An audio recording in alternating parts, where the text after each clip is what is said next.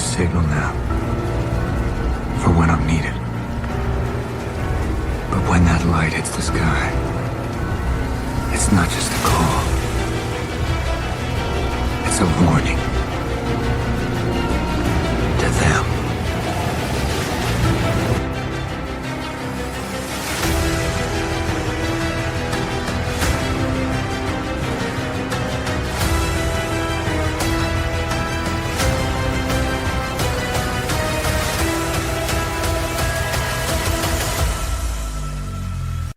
Yes, sir. Welcome to Beyond the Bat Signal. I'm your host, Don Nikinika. Join me as we dive into the depths of Batman's lore, dissecting the rogues gallery, and uncovering the stories of our iconic vigilante known as the Dark Knight. Today, we have a very, very special guest and a returning member to the Beyond the Bat Signal, and it is none other than from the Scream Along podcast, Rick. Welcome back. Oh man, what a treat this is. What a treat for me. Thank you so much for having me. I always love coming on and talking everything Batman. So thanks a lot for having me. It's great to come back my second time. So I'm really excited. Listen, in all honesty, it's the pleasure's all mine. In all honesty, it's good to have a co-host every now and then. Mm-hmm. I'm not gonna lie, kind of gets lonely, and it's good to have like conversations back and forth. And I know we have actually a pretty good shared memory of The Dark Knight. Yes. Where we went to go see opening night. Yes. But maybe we'll save that for another episode. Sure. When it's like, I don't know, whenever that anniversary is. I'm sure it's going to be in a couple of years. Yeah. But we're not talking about The Dark Knight. We are going to be talking about the 20th anniversary of Batman Begins. Mm. And I can't believe it just passed. So it's June 15th, 2005 that it came out. Directed by Chris Nolan. And this was quite the shift for Batman. Because we were used to, we had Keaton for Batman and Batman Returns. And then the Schumacher films with Batman Forever and Batman and Robin. Before we get into Batman Begins, what's your take? What's your take on the films for Batman Forever and then Batman and Robin? Is it very similar? Yeah, so I feel like Batman Forever, I remember that one really specifically because for me growing up, I'm a 80s baby and I was like an 80s/90s kid. So for me, Michael Keaton was Batman growing up, beyond Adam West from the TV show. So Michael Keaton really made that imprint on me, and I thought that, in my eyes, he's Batman. So when Forever came out and, the casting changed and we had Val Kilmer instead of Michael Keaton, I was kind of like, okay, how is really like Bruce Wayne? Like he doesn't look like the Bruce Wayne that I've known from comics or, the Michael Keaton and in the past. So Forever stuck out for me for that, but also stuck out for me because you had Jim Carrey and as the Riddler, and they had Tommy Lee Jones as Two-Face. So you had more of that, the double villains, kind of like how Returns was, but this one was very much more colorful. It wasn't very dark like the other two were. So that's why it really stuck out to me. It was very colorful, very different, and had a different take on what Gotham City would be, and especially the villains in that sense also. And then I remember Batman and Robin, if we want to say colorful, and that Batman and Robin just took it to the next level. And do you remember we saw that in the theaters also? Yes. Yeah. And I remember, I don't even know, do you still have the cups? I feel like we bought the cups. I think it's in my parents' basement. It's got to be there because with those collector cups. Yeah. Yeah. So we're Italian. For those who don't, I don't know what people out there in like the podcast world, but if you're Italian, I feel like if you had like a cold cellar, you'd call it a cantina. Yes. So growing up Italian, Rick and I both grew up that way, and we called it a cantina, but it's also a cold room. That's where I can find my cups. Okay. Yeah. Mine is probably in my parents' little kitchen in the basement. Next time I'm there, I'll take a look because I know we don't throw them away. The collector's cups we always kept. Yeah, I know. I know. Yeah. I should have bought. I was thinking about it. I'm like, man, I should have bought. There was a Batman bucket that for the 2022. It looks so good. Oh, And really? Vic was like, my wife, she was like, "Oh, you should pick that up." I'm like, "No, I'm okay." And I should. I regret it. Ever like that day, I Well, you regretted should it. But whatever. check online. You could probably find someone probably has it, might be Yeah, selling it. Who knows? I know. I really should. I think I will while we're doing this podcast. So what was your take on it? Like, was it very different? Like when after Yeah. Batman and Robin? Yeah, it was very different. Batman and Robin, like I said, was way more colorful. It was almost like, even I remember watching it, and I think at that, do you remember what year it came out? 97. Okay, so yeah, I was gonna say I was in this beginning of high school, so I remember I was 14, and even there were some things that happened, like some jokes or whatever, and even me at being 14 years old, I was just kind of like, that's kind of lame. Like Oh, some, like it oh, didn't really hit. Like there's some things that didn't hit. Like there was a line with like his bat card. There was a lot of like oh like yeah. merchandising stuff, and then I also remember there were Batman and Robin were going in a fight scene with Mr. Freeze, and then Freeze froze the area, and they're like, "Oh no, like it's frozen," and he's like, "They were like, don't worry," and then the skate blades came out of their boots, and I was just like, Yeah. "What?" Like for Yeah. that end, it was just kind of comical. Yeah. It was kind of comical in that sense. So I remember that. When I was a kid, I ate that all up. I Yes. remember just enjoying. I was like, okay, like this is pretty action packed. I remember getting the VHS, and I remember it was for Christmas, and I threw it on right away. Hmm. And 9-year-old me, I loved it. And then watching it back, and I think it was from a high school perspective. I Hmm. never threw that VHS in ever. I never watched it. It was always 89 and Returns Oh and yeah. Forever. Actually, I loved Forever as well. But like, it was something about Batman and Robin. I just like, it's kind of turned me away, and I just didn't Yeah. like it. But I did like the darker tone from the Keaton films. Yes. And then there's just something about the Forever. I just remember so fondly as well. But once Batman and Robin came around, like I just didn't like it. Like Hmm. I don't know. The production looked cool, but it was cheesy. I don't know. Yeah. It Very was much. Very much yeah, so. like Yeah. it kind of reminds me of like a '60s Batman in a way. Hmm. And you often hear like it's kind of the comparison, like the lines are very comparable to the Adam West in some way. Yeah. I didn't like Clooney's take. It was just I don't know. It just wasn't for me. I always gravitated to '89. Yeah. And then fast forward. So I know that WB was looking to restart the franchise. At first, they were going to like, okay, Schumacher, like, let's create another one, Batman 5. And then actually, I remember we were in the mall, you and I, and you were like, Mhm. yeah, my friend told me that's going to be called Unhinged. There's going to be Scarecrow. They're going to bring back the Joker. And it's going to be Dreams. And I'll never forget because we're coming out of the department store, and then I remember there was a place called Planet Hobby that sold comics, and you were telling me right there.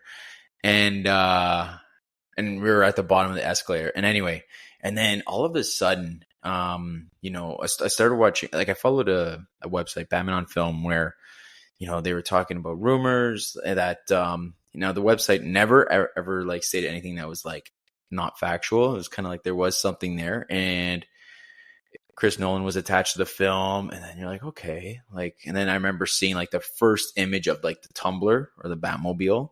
Mhm. I don't know if you remember any of that, like your first memories of Batman Begins just coming out, or was it just like it kind of came out quietly to you?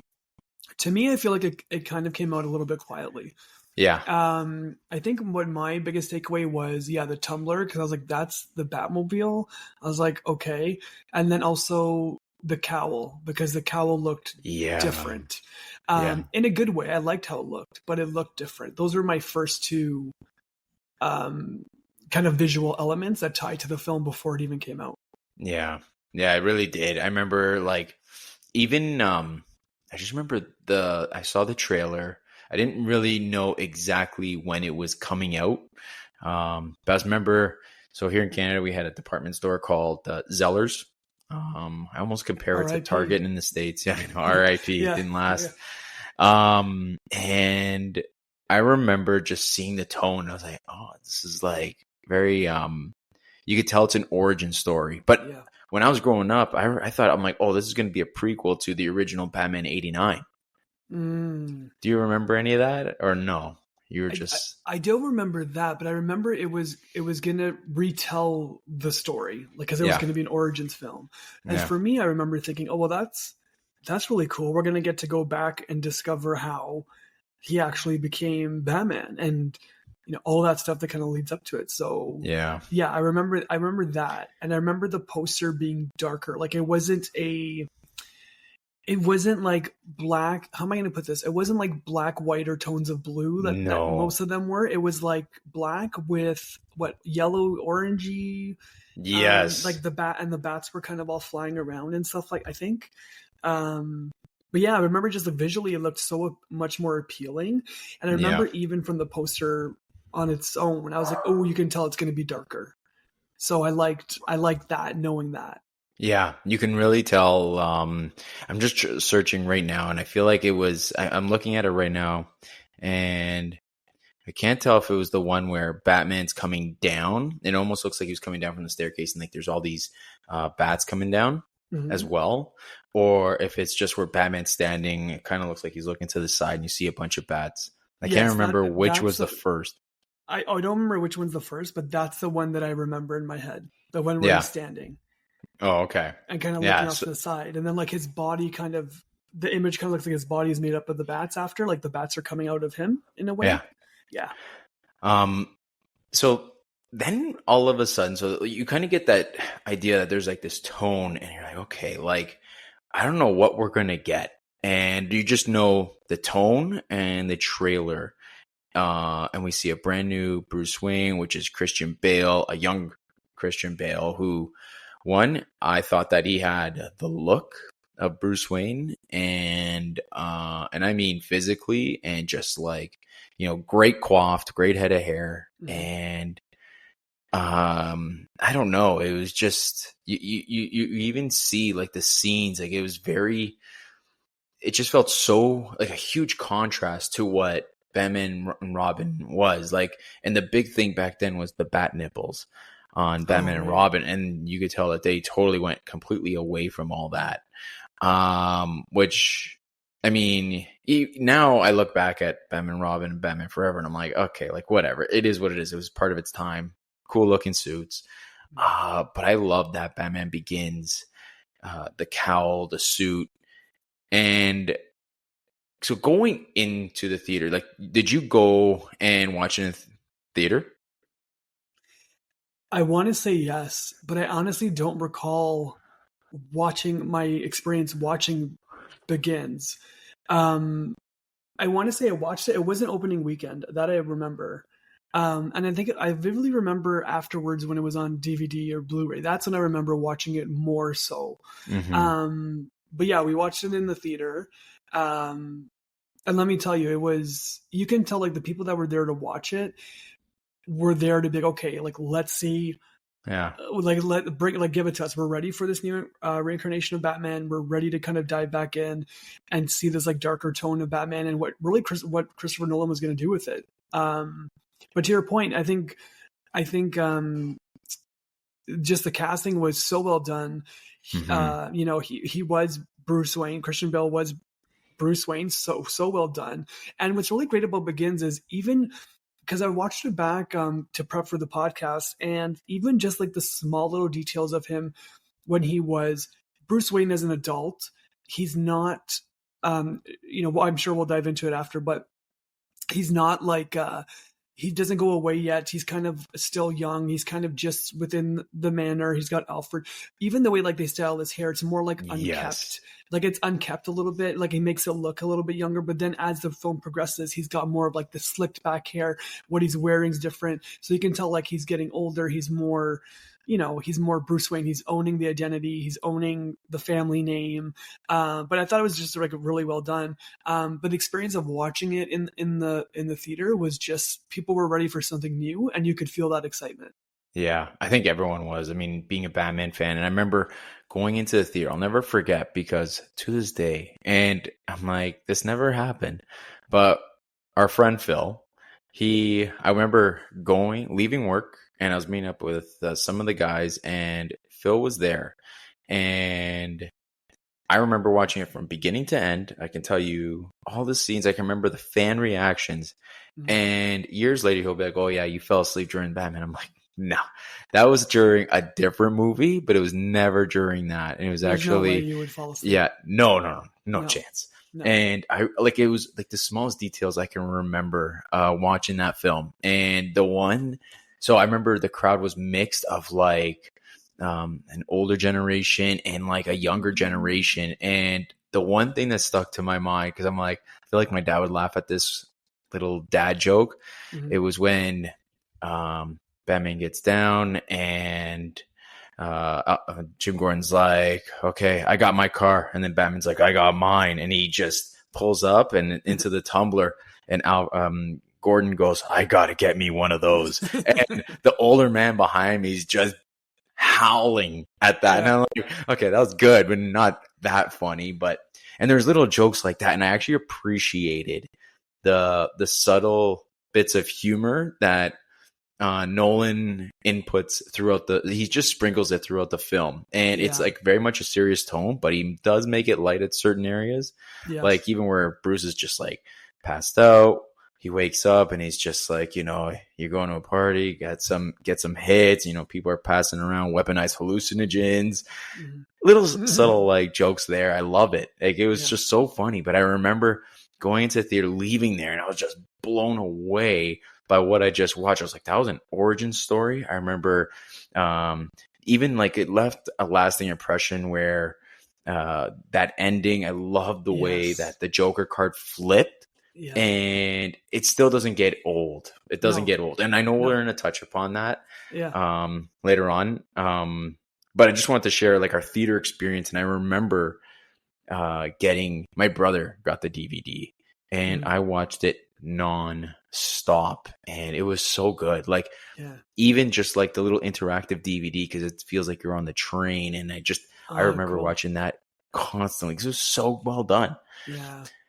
But yeah, so I'm glad that you're able to like kind of remember the theater experience and then just getting on DVD, because it didn't crush it in theaters. Where it did really well was on DVD sales.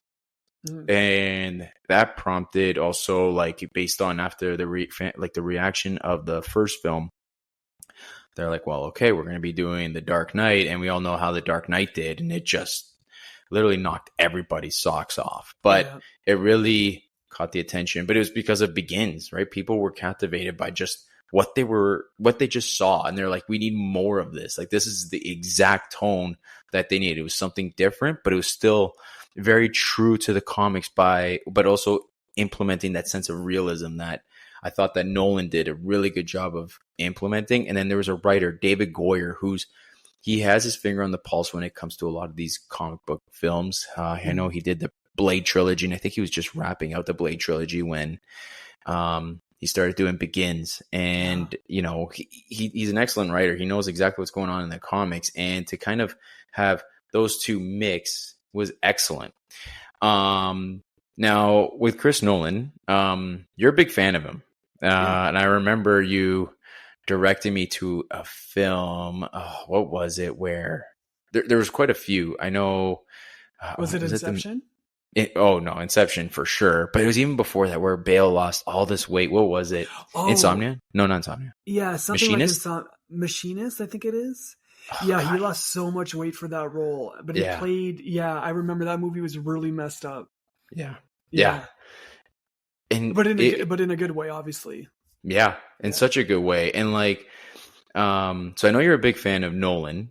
Out of curiosity, out of the three films, how would you rank? And I'm talking Begins, Night, Rises. Where do you rank those three?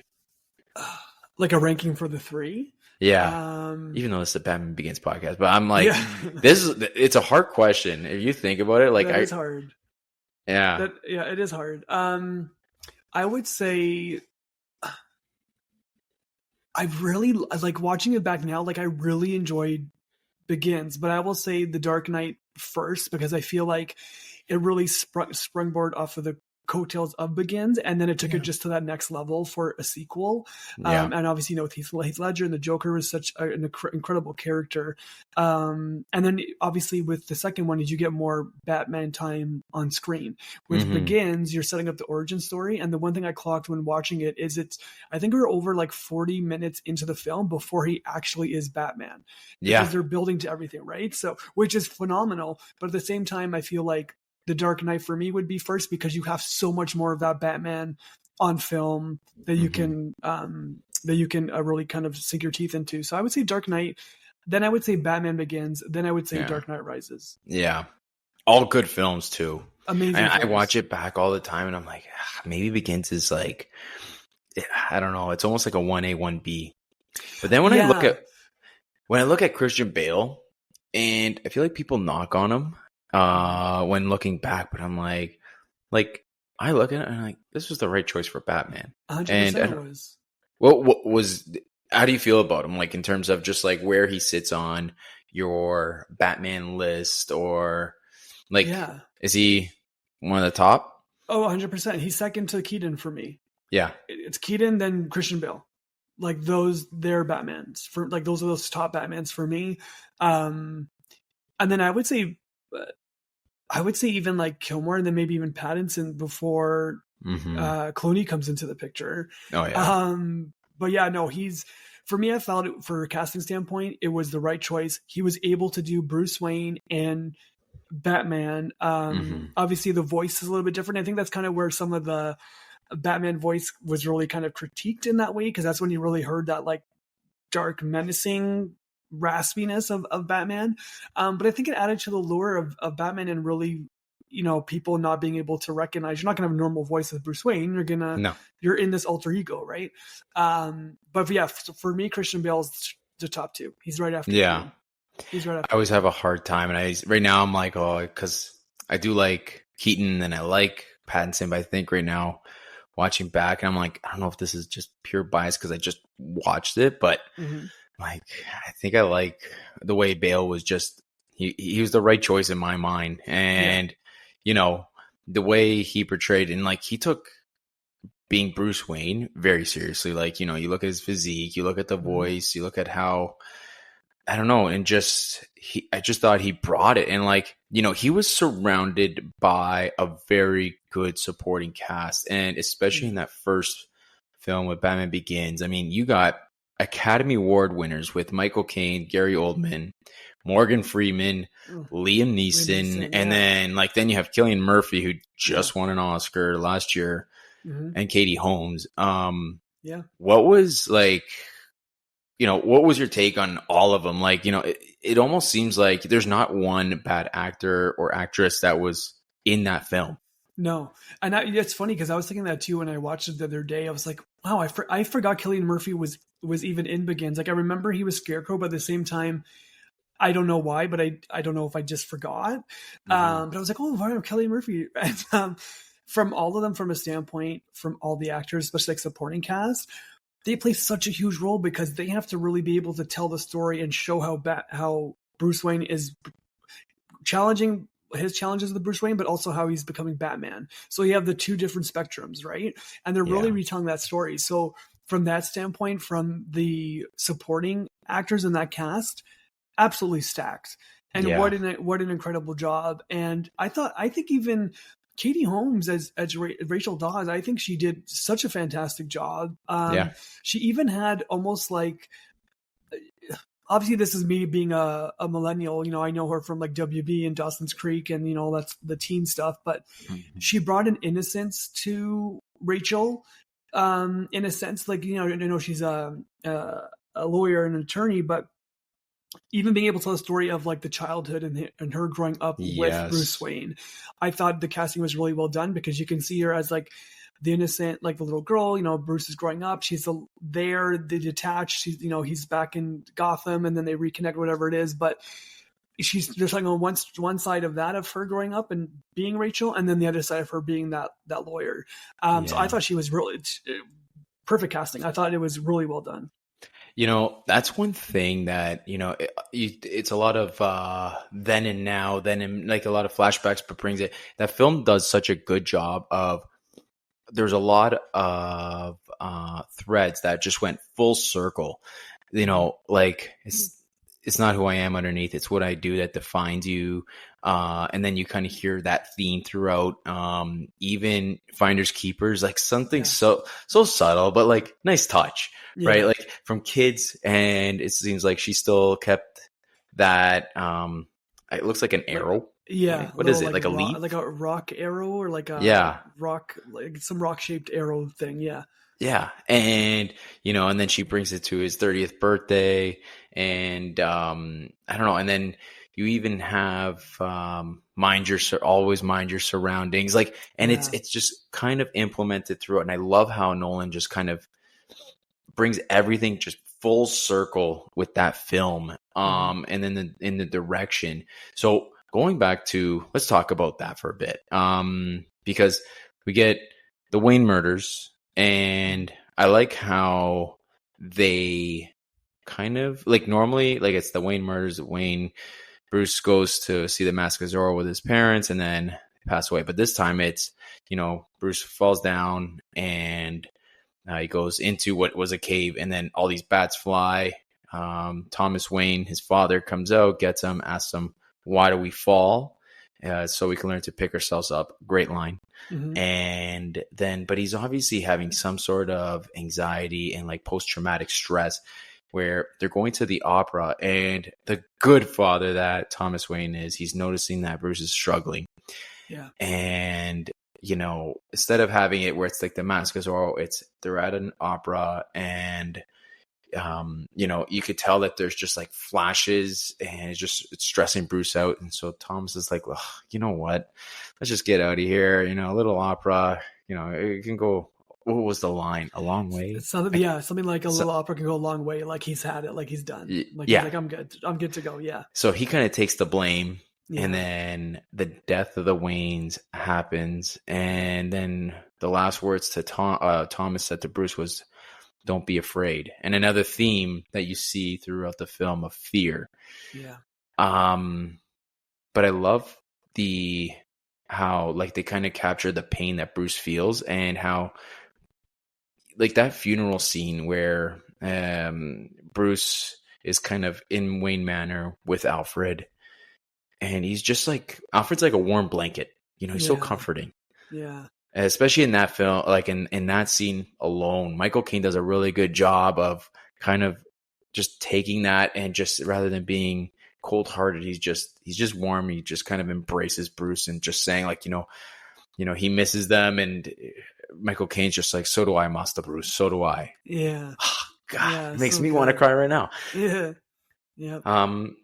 But going with that, I mean, it was a different take that we never necessarily, like, we've seen the Wayne deaths in kind of different ways, but this time it's kind of staying true to the comics, where rather than Joker killing Bruce's parents, we have Joe Chill.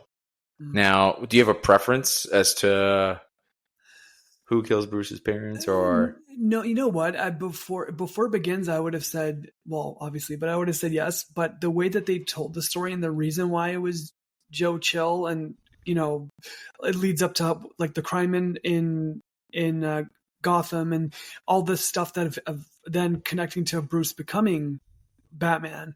I really like that, and I actually forgot that it wasn't necessarily Joker, because I remember watching the scene being like, oh, it's not Joker. Yeah. I'm like, who's this guy? I remember that in the theater being like, what's going on here? And then the way that they built it, I was like, oh, this is really well done. For preference, I would say, honestly, I'm indifferent about it. Like, I like both equally, in a sense where the other one from 89 did that. So that way you have the connection of like, okay, he killed my parents. And that's why Batman's always necessarily after Joker, and why they're so closely intertwined. But I like it even with Begins, because it really, if it not being Joker and being Joe Chill, like you mentioned, it really then sets the stage of, this is what's happening in Gotham. This is how Bruce is going to become Batman. This is what he's got to do in order to save Gotham, because then that ties into obviously Scarecrow, all the patients in Arkham, the fear, the all that stuff, right? So if I had to pick one, though, I would say I prefer Begins. Yeah, me too. I mean, it kind of is like whatever fits the story, but you're right. Like it kind of just with Joe Chill's the killing of Joe Chill killing the parents. It was a springboard to like, okay, this is where Bruce is gonna go, right? And then it was like that whole theme of the power of the fear, right? Where Bruce is just like, I'm gonna go see Falcone. He goes and sits to him face to face, and obviously he's not scared, but Falcone kind of makes Bruce think. And you're like, wow, that was pretty clever writing. Where it's like, you never thought about your old lady friend at the DA's office. You never thought about your own butler, bah. And he's surrounded by like a judge, and Falcone doesn't even care. And that kind of just sets Bruce off into this journey where completely new, by the way, which I love. And he's going to, I don't know if it looks like it's somewhere in Asia during the winter time. And at the time we think he kind of comes across, it seems like Bruce Wayne, this is where the movie starts, is in a jail. And, Bruce is fighting off like, was it 6 men? And guys like talking about, I am the devil. I love the response. You're not the devil. You're practice. And that's the tone it sets. And you're like, okay. You know what I mean? Yeah. Like, you're watching Batman in training, and then he's immediately greeted by Henry Ducard, and he speaks for Ra's al Ghul, but later we find out it is actually Ra's al Ghul. And I love the like how it kind of sets Bruce in this path of how he's just going to be a vigilante, where like originally it seemed like Bruce was just going to go on a path to train, understand the criminal mind, and which I appreciate, but then it's kind of like, okay, like he kind of veers in this path of being a vigilante, but he has one rule, and it's not to kill. But the introduction, I kind of like how you have Liam Neeson as the trainer, the mentor that kind of sets Bruce in that path. And, but also Falcone also helps shape who Batman is, right? Like, to wear a mask, and cause he's going to have to worry about people he cares about. Yeah. And, that valuable training of always mind your surroundings. And, it's funny cause I'm expecting a little one, and I hear that, and I'm like, it's so true. Like, we always have to mind our surroundings, no matter where we are. Like, I'm sure you're teaching your little one, and I'm sure you as an individual, when you're driving, you're walking, always be aware of your surroundings. Yeah. Yeah. And it's something that just kind of sticks. And I love that line. And it's the way that Liam Neeson delivers these messages. It just sticks with you, the way he talks, and which I thought was very clever casting because he's older. We find out he plays Ra's al Ghul. Ra's al Ghul is an older gentleman, and he has this this influence, this old but knowledgeable, I don't know, this energy, this aura about him that I appreciate. So I was wondering, like, how you felt about the character of Ra's al Ghul and Liam Neeson just kind of portraying him, and even as a villain, like, it's not a Joker, it's not a Two-Face, it's not a Riddler, it's not one of those big, I would even say, like, I wouldn't even consider him an A-list villain, but yet very impactful. Would you not agree, or you kind of on the fence about that one? No, I would agree with that one. It was impactful because it really made, like, it taught Bruce certain lessons and made him kind of that foundation of what Batman was going to be, obviously. So I really appreciated it. And to your point, where Liam Neeson, the way he delivering his line, also he's his teacher. He's very much like a professor type. So he's teaching him. So he's not teaching him with, even if like he screws up or there's in training, he's never super angry. There might be times where he raises his voice, but everything is really done in that methodical, slow kind of like, hey, I'm going to talk like this, so you're going to listen. You're going to make you listen more. I'm not going to scream it. I'm going to make you really kind of listen. So I really appreciated that in that sense. Liam Neeson is such a fantastic actor. So I think him playing that role was such, like I said, from a casting perspective, it was the right choice. Because the whole time when I was watching it, I was just like, man, I'm learning here too. Yeah. So it's great. I will say though, the whole what he says. So it's like, you haven't beaten me. You sacrifice your footing for a killing stroke. Taps the ice, and then Bruce falls through. And then like how this next scene is like Bruce Wayne's cold, and he's like, "Rub your chest. Your arms will take care of themselves." Yeah. I don't know if that's true. The way he delivers it, I'm like, okay, I believe him. Yeah. I'm like, I should Google it. But because it's true. It's kind of like,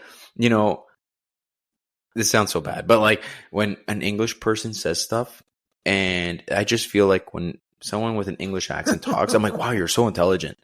Yeah, I know what you mean. Yeah. No, like compared to someone that's just, I don't know, like me talking. If I were to say that the sky is orange versus like someone else with an English accent says it, I'm like, oh, that actually sounds very intelligent. I'm gonna believe him. Great delivery. Yes. Now, the whole origin of Batman, and then we kind of move forward to like him with his interaction of Lucius Fox, played by Morgan Freeman, and it seems like he's like it looks like Lucius introduces Bruce to all of these bat weapons, but was used for the military. Yeah. Now, do you prefer some? I think one was like a failed, because when he just introduces them to the suit, Mm-hmm. I remember one of the lines was from Bale was something about, oh, why didn't the military use it? And things said Freeman's character Lucius says, well, over 300 grand is a lot to invest in one suit, for the soldiers. So it's fantastic. Yeah, fantastic. Oh yeah, and then get introduced. I love him going through all the different stuff that's going to help him become Batman. It's fantastic. As a Batman fan, I soak that all up. Yeah. Like, and we never really got any of that. And it seems like every tool had a purpose. Yeah. And, even something like, okay, the tumbler. At first I saw it. I'm like, okay, I don't know if I like it, but so useful. Like you see Batman, Bruce test driving it, and it's like, oh, you won't like that. But like before, you see it like the actual Batmobile in black. You see it, and it's like it has the reason for it was for the army, right? Like it has that. Oh my gosh, I'm having a brain fart. The army colors. What do you call that? Oh, the camouflage. Camouflage. Mm. Oh my god, how embarrassing. So but I dig it. Like, you know what I mean? Like, it's like everything has like a starting point, and it's got the big tires, and just, I there was something about it where I'm like, okay, like it's not my favorite Batmobile, and I don't know where this sits for you and how you felt about the Tumbler. At first, I was not a big fan when I first seen it, but then I saw it in the movie with the bat scene and the chase, and he's bashing through walls. Like, loved it.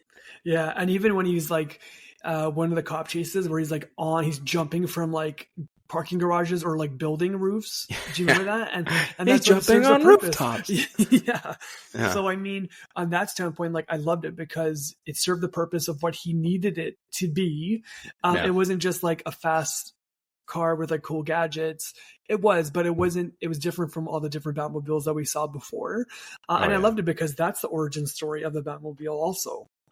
Yeah. So I loved it, and I love the sound that it made. It was like it was it sounded like muscle car. Like it still had that throaty sound. I like to call like a muscle car, like that sound, like it just It sounded like a tumbler, like, you know what I mean? Like just tough. Like nothing's gonna get over this thing. Like it's just gonna bash through walls, break buildings down, and it's got everything in it. I loved it. So we get the Batsuit, but before that, we see Bruce Wayne.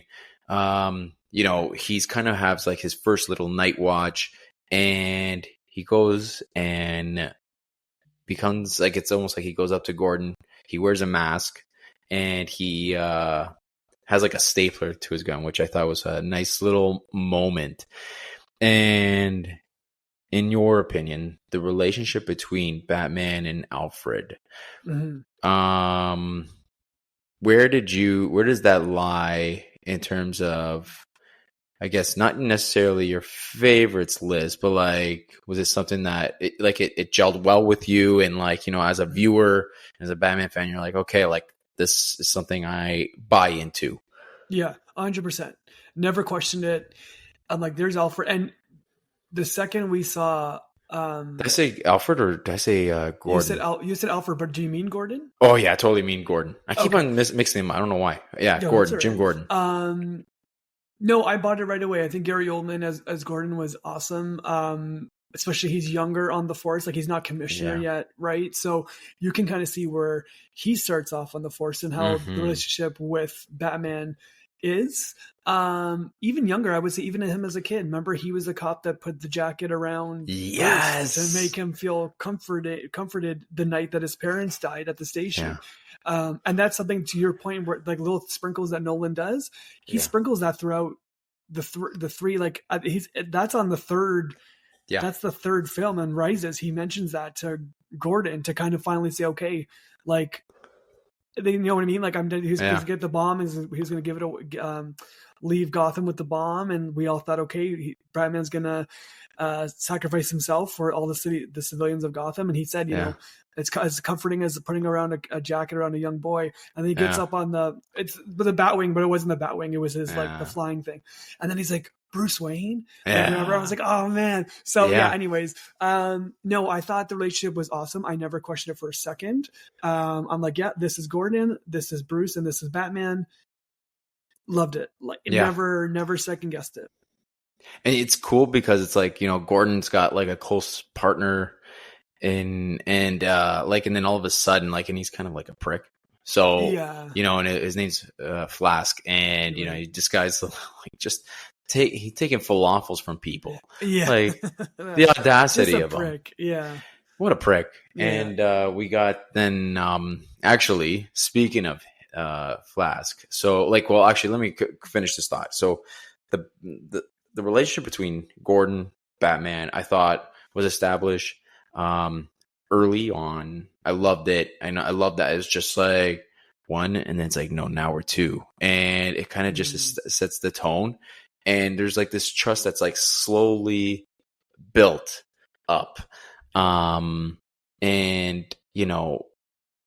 even to the point where like Batman has to trust somebody. He doesn't have the luxury of friends, but yet there's one person that he trusts. And it's like Batman probably with corrupt cops, but yet he trusts one person that took good care of him from as a kid. Yeah. And it just left a lasting impression on Bruce, which is, again, talk about a movie that just comes full circle. Yeah. But yeah, like, and I just love that little, like, that relationship. Just, Nolan gets a lot of, I don't know, like, a lot of people bash him on, like, just his films are not as warm. And I do disagree with that. And I feel like they're warm. Like, there's a warmness to them, like a lot of caring. Even between Bruce and, you could see between Rachel and Bruce, you could say between Bruce and Alfred, like such like moments where you're just like, oh man, I could cry right now. Yeah, absolutely. That introduction to Batman, where we first see him on the scene, it's like around that 1 hour mark, was different, and I loved it. But I'm kind of curious as to like what your thoughts were when you first saw it, and like how about rewatching it? Like, how did you feel when rewatching that first scene of Batman just showing up at that crime scene? Yeah, I liked it. I'm like, okay, here we go. Like, he's full on, he's Batman now. Like, we're off to the races, so to say. I enjoyed it. I liked it. I wouldn't say it was anything really that I would critique too hard on. It kind of was the first really showing of Batman. He's at a crime scene, and let's go. So I enjoyed it. I'm like, okay. And it was his first of many that you would see him involved with, with crime. So I've nothing to critique on my end. I thought it was well done. Yeah. How does it rank in terms of introduction to Batman? And I'm just talking about like Batman in the cowl, first time when you see him on the screen. So kind of like Keaton, you first see him is actually right in the beginning of the film. And he is, he just goes, I'm Batman. and Yes. like it, or like, and it's no different from even something like the first scene of Forever, where he's kind of going after Two-Face. Right. Where does it rank? For me, can you refresh my memory again in Begins? The first time we see him in that crime scene. So Is yeah, it- it's the crime scene. There's like, and Falcone's got the drugs, and Yes. he's there with Flask, and he's sitting in the car. Yes. But he's like, Batman's just, I love where Batman's kind of like doing his Batman things. Like, he's in the shadows, he's taking Yes. guys, Right. and You're they're like like, a where are you? like a stockyard or something, right? Yeah. Is that yes. Okay. Yeah. Yes. I from the ranking, I actually really enjoyed it because you're introduced to him, but also you know that he's gonna get shit done right away. Like, you're in an area where like stuff's gonna happen. So Wow. from the action standpoint, also to be like, yeah, Batman's here for a purpose. You're not just seeing him on the screen. Yeah. From a ranking standpoint, I mean, I would be top. I would say Yeah. 1 or 2. Like. It's hard to kind of remember because you're like, man, okay, like, what's the first like for this one or that one? I know. Yeah. But yeah, I would say it would be on my tops. One of my tops for sure. Oh yeah. In my top 3 for sure. Like, I'm thinking Pattinson in the top of my head, Yeah. even Batman '89, and then I think this movie too. And I'm just, how do you choose? It's pretty difficult, but I just love how they kind of added that element where he's just in the shadows and he's taking, and then all of a sudden it's like, where the hell are you? He just And he's like, I'm here. breaks a He's like, window, brings Yeah. Falcone up, and then kind of creates the bat signal in that way. And if you Right. think about it, Yes. now we're like, we could talk about this movie nonstop. 100%. So I'm gonna kind of fast forward. There was, because we could talk about multiple scenes. So I'm gonna kind of throw out there. We have the introduction. Someone that we didn't really talk about was Scarecrow and the whole theme of fear.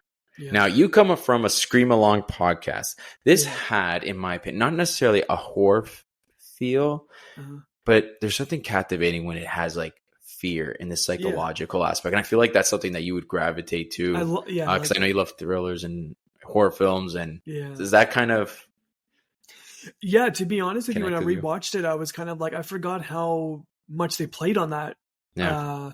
Because I remember Scarecrow in it, but I just didn't remember how heavily he was involved in it, and then especially in the first one. So I love that kind of theme of the fear.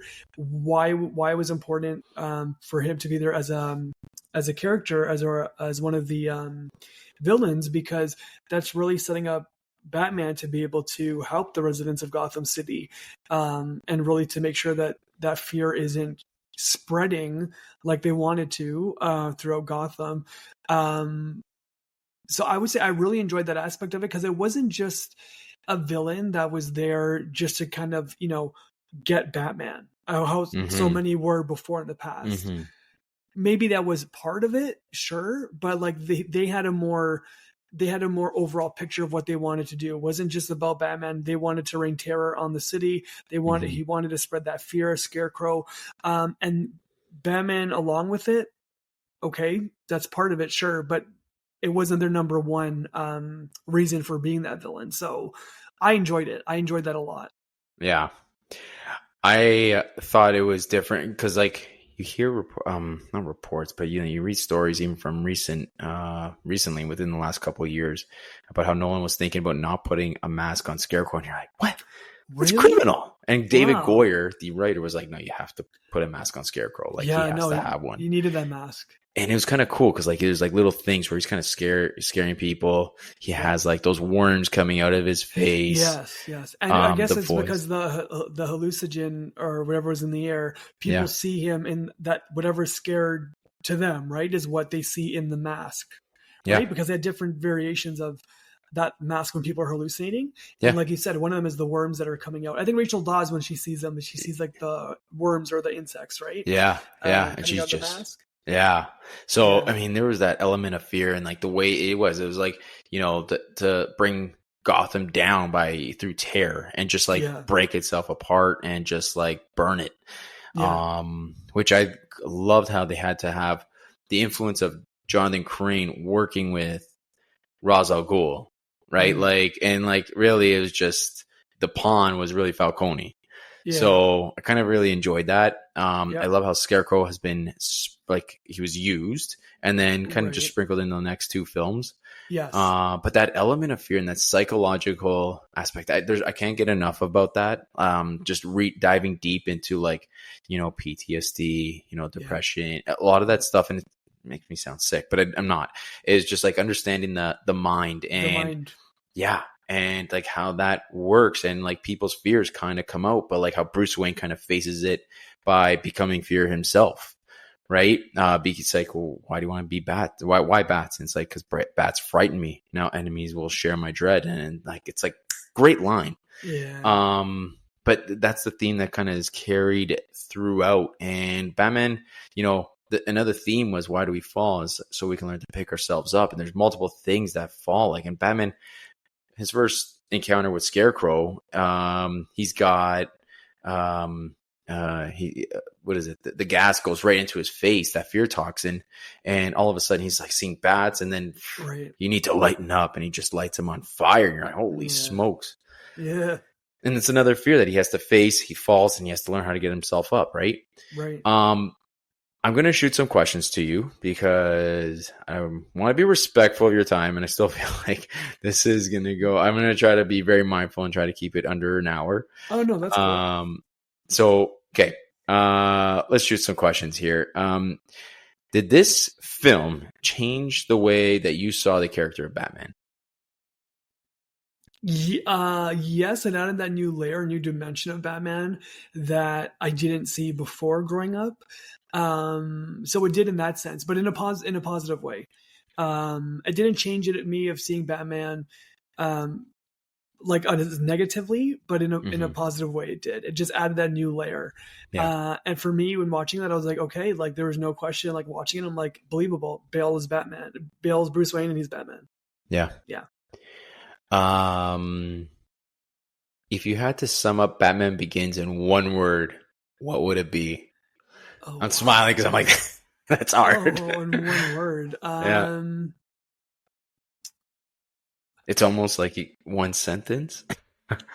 One sentence. Yeah. One word or one sentence. I would say uniquely different. I would say two words, uniquely different. Yeah, I agree. I would say if it were to sum up Batman Begins in like if it's one word, I use fear. I would right even now say dark, menacing.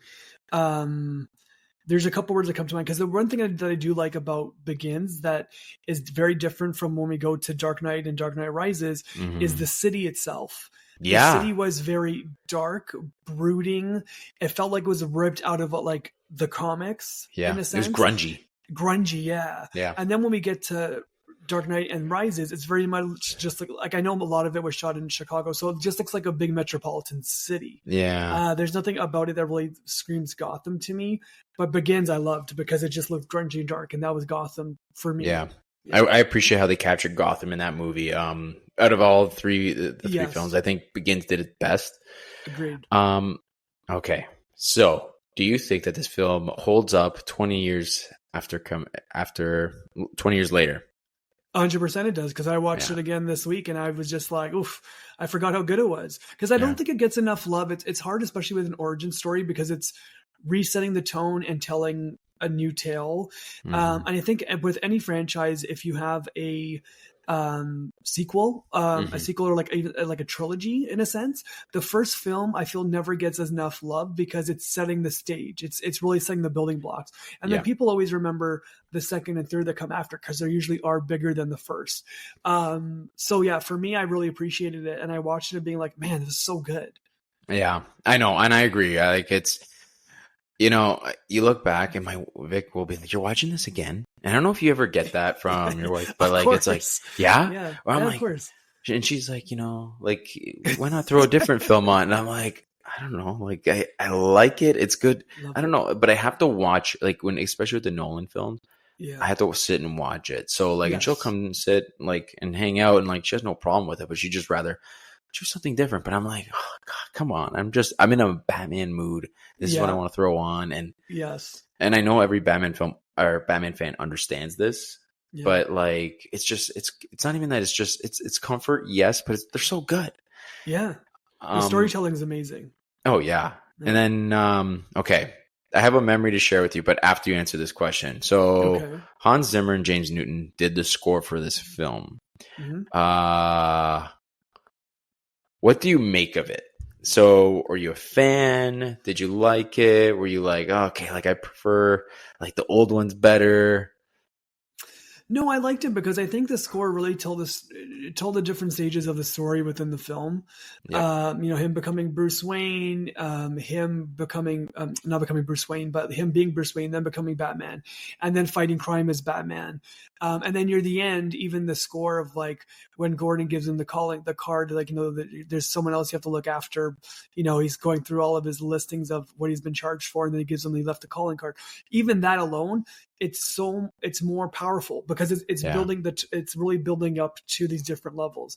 So I enjoyed it. I would say I enjoyed it even more than the other Batman films. It's hard to say, right? Like, Yeah. like I Batman 89 is up there with me. Yes, and I 100%. kind of hold both of those in like top It's the tier. same. Yeah, they're the same level for sure. Yeah, 100%. Like, Danny Elfman does a really good job, but my memory of you was, so you texted me and you're like, I just went underground. You're going to your job. Oh yeah. And you were like, I was just playing the Batman theme. So is Molasses. Like, man, like I was cranking that up while I was in the car going underground. I felt like I was Batman, just like going into the Batcave. Yeah. If you remember this. I remember that. Yeah. I remremember that. Yeah. Yeah. Oh yeah. It's awesome. Man, it's actually on my workout playlist. Like, I don't know what it is. It's just something that just kind of, I want to use invigorates. I'm thinking of Frank Costanza. I feel vigorous. Yeah. After it. Yeah. So we haven't talked about favorite scenes or scenes that stand out to you. Are there a few? You can name 1, 5, 10 in Begins that stand out to you. Yes. And we'll end off with that. Okay. Or lines too. Yeah, there's a couple. I mean, from scenes, like, I'm a very visual guy. I'm very into like, the arts, and like the arts being like just, I'm creative in a sense. Like, I like to create things, so I'm very visual in that way. Mm-hmm. So for me, like the scenes, Bruce as a kid falling down that well and just seeing his dad slowly come down to get him, I always enjoyed. Even the visuals of Bruce Batman and hallucinating, and the bats kind of all over. Mm-hmm. The visuals of the Batcave, of them like using that lower underground part of Yeah, it was pretty cool. Of the house. And even I love the explanation of it that Alfred gave Bruce, saying that, his father, he was known to use it as the Underground Railway, and help slaves and help people like escape slavery and stuff, and it wasn't used for X amount of years, but this is where the tunnels were. And I was like, oh my god, like just the explanation of that and that storytelling was phenomenal, because then you understand even more that Bruce comes from a line like his father was almost like he was a caring person, like he looked out for humanity in that sense also. So like that kind of stuff was really great for me. Obviously like the Tumblr and seeing the Batmobile, but even I don't remember if it's Begins. I think it might have been because it was the first time he had the Tumblr, but it might have been Dark Knight, so I might be confusing the two. But the visual of him going through the waterfall into the cave with the Tumblr Begins. Yeah. Sick. I Save love Rachel. That. Rachel. Yes, exactly. Rachel, and he crashes through. Yes, exactly. So for me, those are like the visuals that really hold up in Begins. And then obviously the end when Gordon hands the calling card, and that line of being like, I didn't say thank you. And it's like, you'll never have to. And then he just jumps off the roof and then glides down the city and and then this ends. Oh man, so good. I'm like holding my heart because I'm like, oh, so good. I'm like, I know you, myself, and your brother always are like, I'm just like, I didn't say thank you, and we'll purposely say it just so you can say, and you'll never have to. Like it's almost like we need your brother to kind of just send it to him. And he I know if he's listening, he knows. That's one of the lines that always sticks out to me. You're just like, just that tied it in a bow, and it was so good. But then that also tells you that it wraps in a bow for sure, but then also tells you that relationship with Gordon and Batman, it's just starting. Yeah. Because in him saying that, there's going to be different layers of the relationship going forward, and different reasons why they would need each other. Yeah. So it was fantastic. Yeah, so good. Yeah. So good. There was a couple that stood out to me. I mean, that one for sure being one of them. I love the training sequence. Yeah. That Bruce had with I guess we'll call him Henry Ducard, but really Ra's al Ghul. Yeah. And it started it's right at the beginning because we never saw anything like that. And just those little lessons and it was just kind of a reminder of always mind your surroundings, which was like, it just kind of stuck with me. Even to your point, that scene, I loved, and watching it back, I loved that scene also because I think he was the first to show the, what was it? The smoke, like the pellet that turns into the smoke. Like they've seen that though. Like, well, about how it kind of originates or like, yeah, exactly. Yeah, because Batman just normally had it in '89. Right. Like he just like, and then and then but then in seeing that scene, you're like, oh, this is kind of how it originated. That's why I used it. It's like that's why the movie is so. This movie is so good. Everything had a purpose, and it's like explained in a way. You know what I mean? Yeah. Like it's a taste of theatricality. Like, you know what I mean? Absolutely. Yeah, so good. And then even when Bruce went down and, he went down to the cave and he turned on the light and then all of a sudden the black bats are just going around and he kind of just stands up and just kind of embraces his fear. Oh, chilling. Yes, I got chills on that one. Visual. So good. Yeah. That's a good point. There was one that I always it kind of just sticks out to me. And it's the one where, so Batman's got Rachel, he's at the top of the stairs. And all of a sudden, he has like this thing from underneath the boot. It almost looks like a sonar, a remote. And he calls the bats and he just pushes the button. And it's kind of funny because I'll push it just like Batman for my car to unlock or lock. And it just stuck with me. Like he's using the bats as cover up. And then all of a sudden that Batmobile chase scene just kind of, obviously ties that nicely up in a bow as well. And there's some nice little moments with Bruce and Alfred. And the one is just kind of like them working together and just to kind of put together the bat suit as well.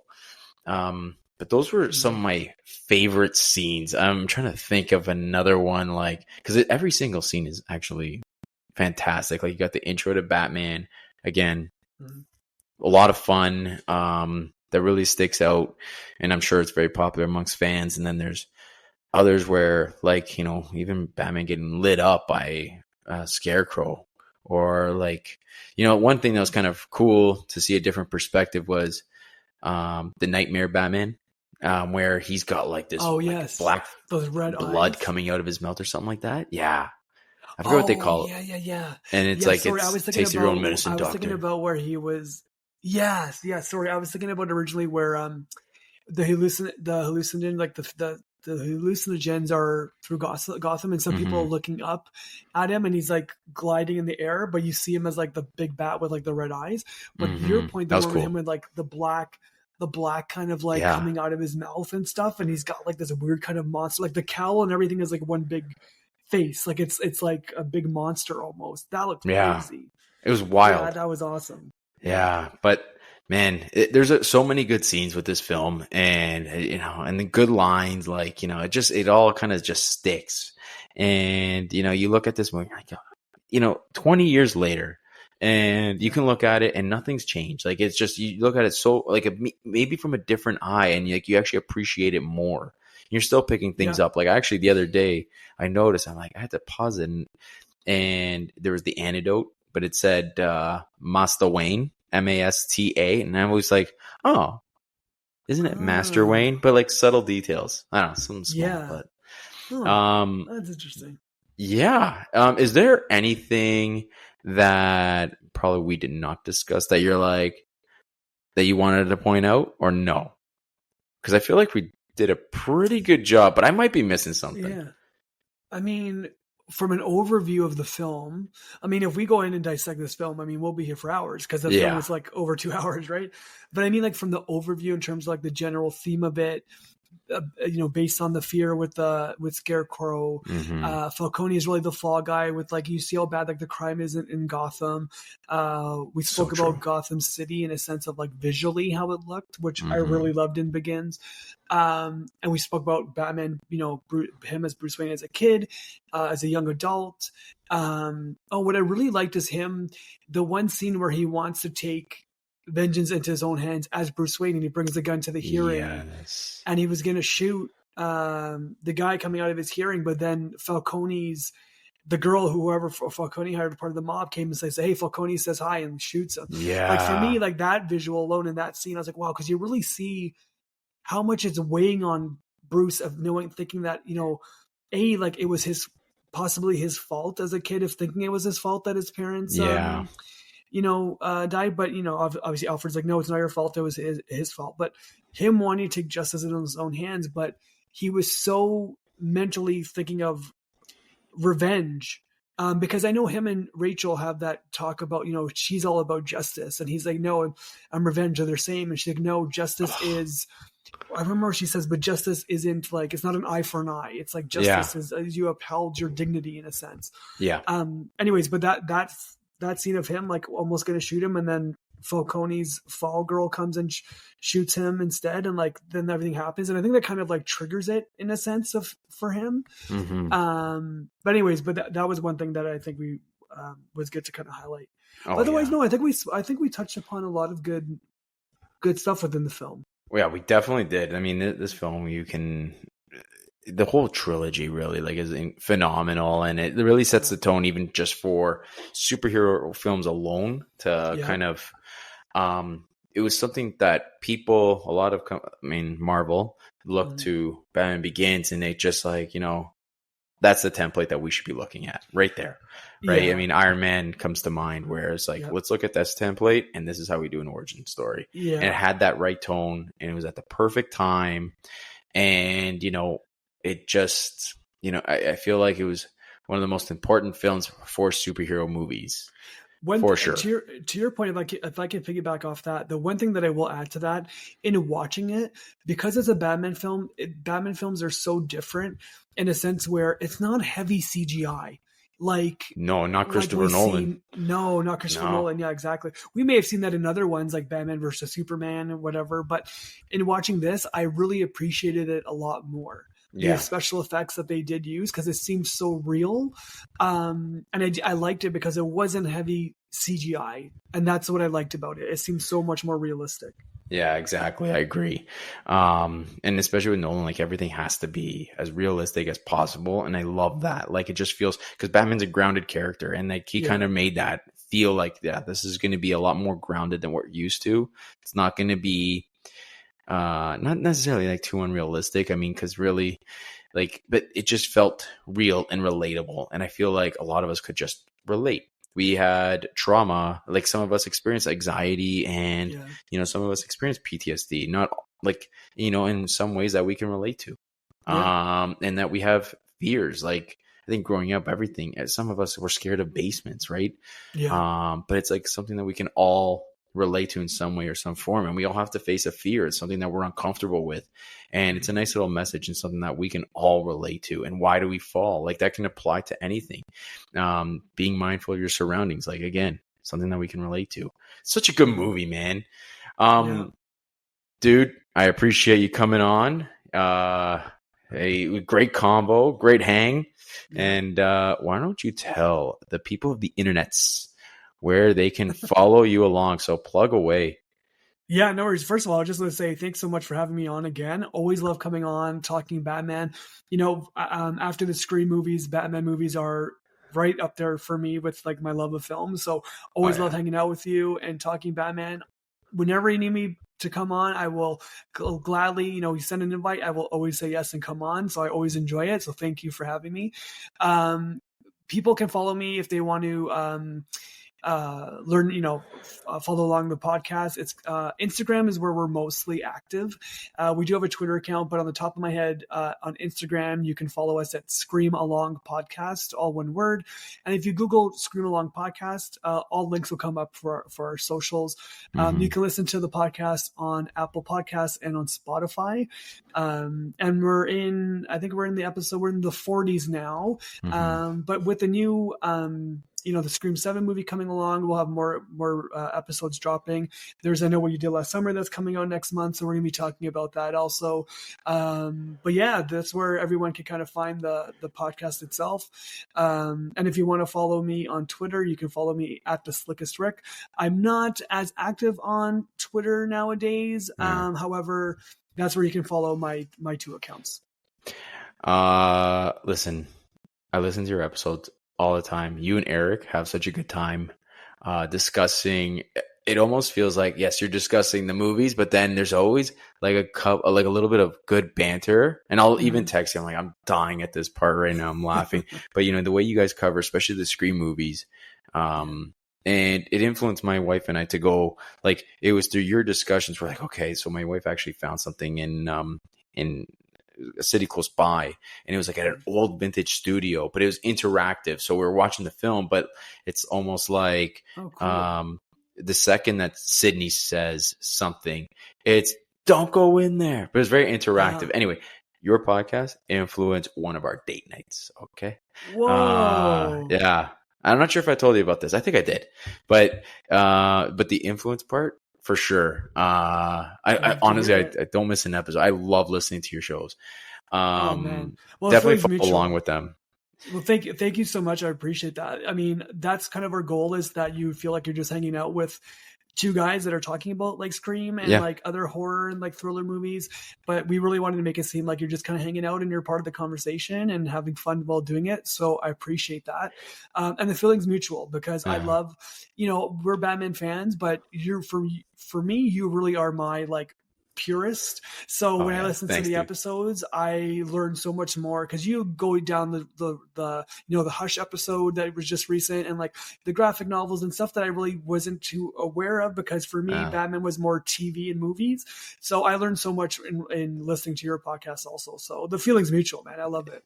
Thanks, dude. I appreciate it. Yeah, no, I'm having a good time reviewing the Hush series right now, even the last Halloween. I'm having a lot of fun actually with that one. But that being said, people can follow me on X/Twitter at Beyond Bat Signal.